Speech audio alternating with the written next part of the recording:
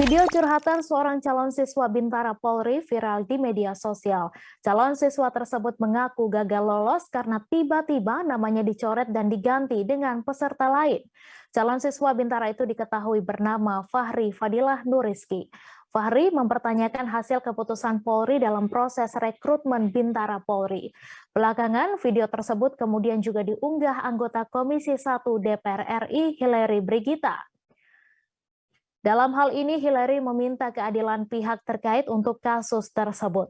Hillary mengunggah video aduan Fahri Fadilah Nuriski yang menceritakan permasalahan terkait gagal masuk Polri.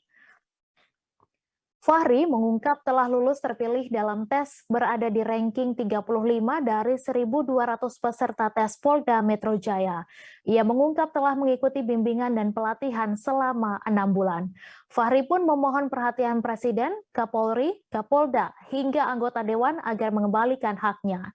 Sementara dalam unggahannya, Hillary menuliskan kalimat panjang berisi kronologi serta sikap dari kepolisian atas kasus tersebut.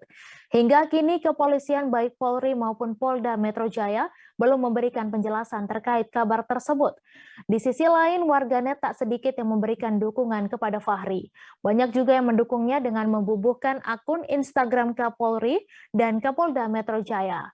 Warganet juga berterima kasih kepada Hillary atas kepeduliannya menyuarakan keluhan masyarakat.